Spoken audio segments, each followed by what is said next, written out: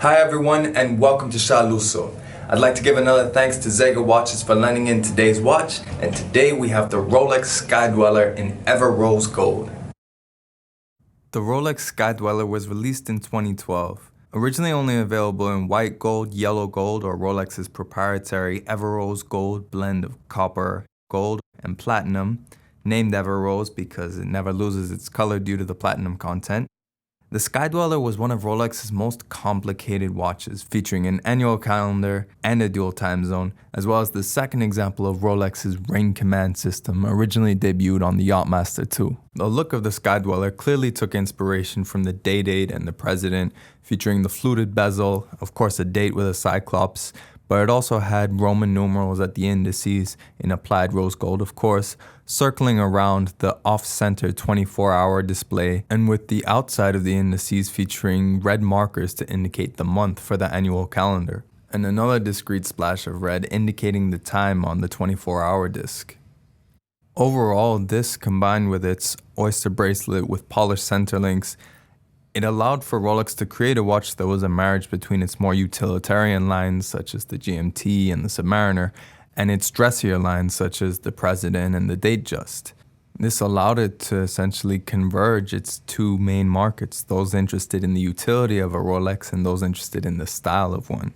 At 14.1 millimeters thick and made in solid gold, it does make its presence known on the wrist.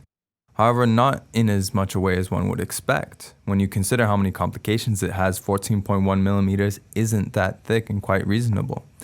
The bracelet is comfortable, being the typical oyster design with plenty of space and flexibility.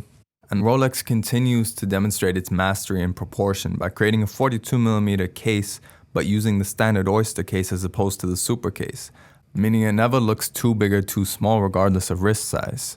And the clasp on this rosy Goldilocks of a watch is the oyster clasp, featuring just a standard beacon hook system, but still very secure. And then of course it has Rolex's amazing Easy Link system, allowing 5 millimeters of tool-free adjustment in case your wrist expands or contracts throughout the day.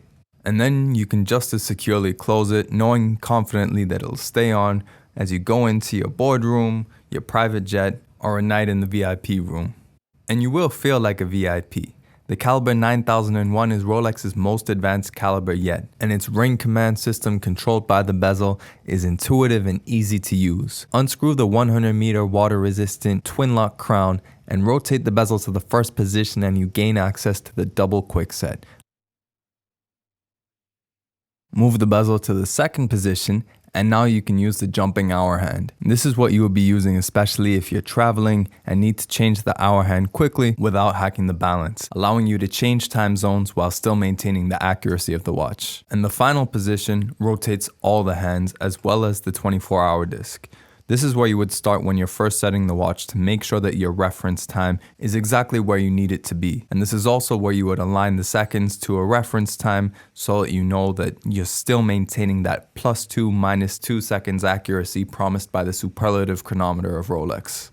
Unlike other Rolex models where some of the attention to detail is discreet and hidden, the Sky Dweller makes it known that they've paid attention to every little detail of this watch, starting with the applied indices and the Roman numeral 4 listed as what's known as a watchmaker's 4 because it's 4 eyes instead of an IV. And then you have the dial itself, which is a beautiful sunburst that alternates between a salmon pink to a silvery gray, almost white, depending on how the light hits it. From every angle you look at it, it can look different, and it allows for a more dynamic experience when observing this watch. Rolex even made sure to match the applied indices in rose gold, as is with the rest of the case, because it would look more coherent. And of course, there's their trademark dial text, which outlines not only this watch's oyster perpetual waterproof case, but also its superlative chronometer status. And its beautiful milled out swing arms are perfectly shaped and completely mirror finished, as is the case with all Rolexes that are of a higher echelon.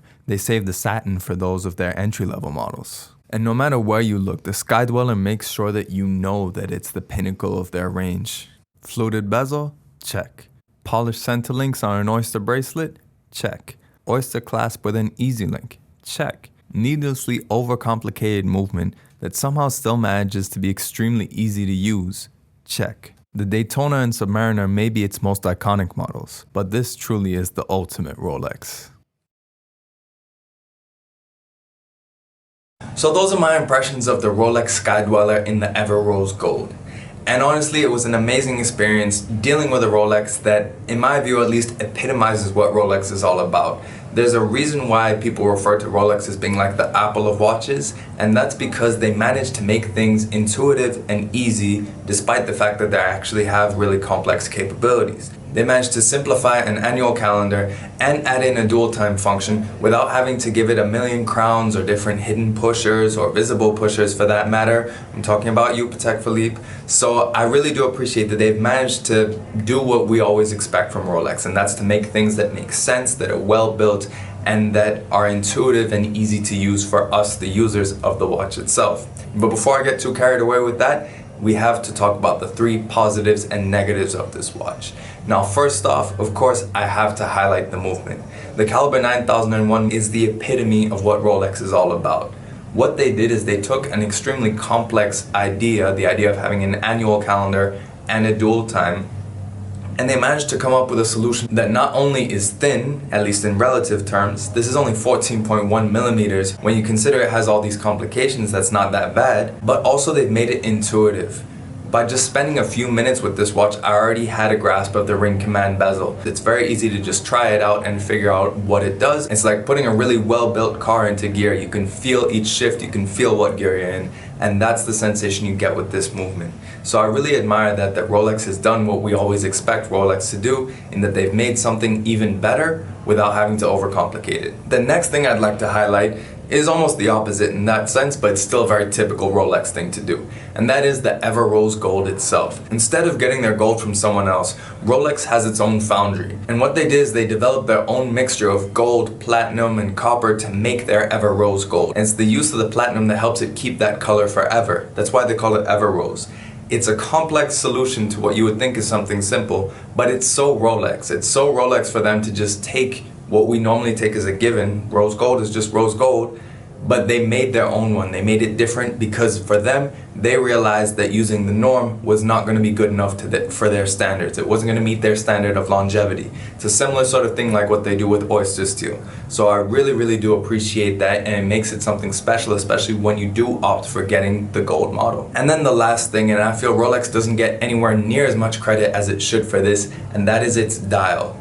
Dials like this, the one on the Hulk or the blue one on the Yachtmaster 40, these are beautiful dials. The fact that it's a dynamic experience whenever you look at them, the way the light hits it, it's always a different experience, it's a different hue. This particular one ranges from a salmon pink to a silver, almost white in some lights. It's always different whenever you look at it, and that just makes it special every time that you look at it because it's a new experience each time. That said though, I could keep talking about positives all day, but every watch has its negatives and we need to talk about those as well. And the first one is to do with that dial.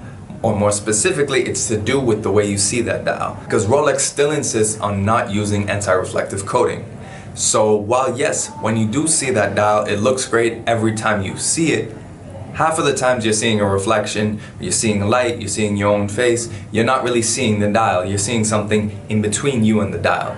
And that's a real letdown, especially on this particular watch because it has such an amazing dial to behold. Not only the sunburst effect and the different colors, but also the numerals, the layout. What they've done is they've put a barrier in between you and that beautiful dial that they've worked so hard to make. The second negative point about this watch is the height. Not in the sense that it's too high in general, but on this particular watch, because it is made of solid gold and it is still quite tall, when you have a precious metal like that, it makes it very top heavy. Now, unless you wear your bracelet extremely tight or you wear a strap very tight, it means it's going to wobble around a bit, and that can be a bit annoying. It's not something that they can really improve, and perhaps on the steel model it's a better experience because the case won't weigh so much, but on the gold model you do notice that weight, that movement, and that top heaviness because all of the center of gravity is up a lot higher than it might have been on a thinner watch. And then last but not least is the polished center links. Now, I know that Rolex puts polished center links on its more luxury models because it does look more luxurious, but at the end of the day, this is a solid gold watch. Did it really need more emphasis that it was luxury. And when you consider that it's solid gold, you need to remember that gold is a softer metal than steel, so therefore it's going to scratch a lot easier, and scratches show up a lot easier on polished center links. So for that reason, I think that will affect the longevity of this watch. As you may have noticed in some of the pictures, this watch still has a lot of its stickers on it, and I can imagine that's because the previous owner probably wasn't in a hurry to take the stickers off for fear of scratching his gold watch. So that's a bit of a letdown, and it is something where I think it would look great with the full satin finish, because it would still stand out, but it wouldn't be a disco ball. But overall, this is a great watch, and I think it really reflects what happens when Rolex lets its hair down and just out Rolexes itself. It reinvented the wheel, but in the best way possible. Most other companies will sound ridiculous when they do that, but Rolex found a solution, and they did it exactly how we would expect them to do. But of course, all of that does come at a price, and this is a solid gold watch, so we can imagine that price isn't going to be cheap. This particular dial combination isn't available, but other ones are in full Everose Gold, and those currently retail for $48,800 US, so nearly $49,000 US.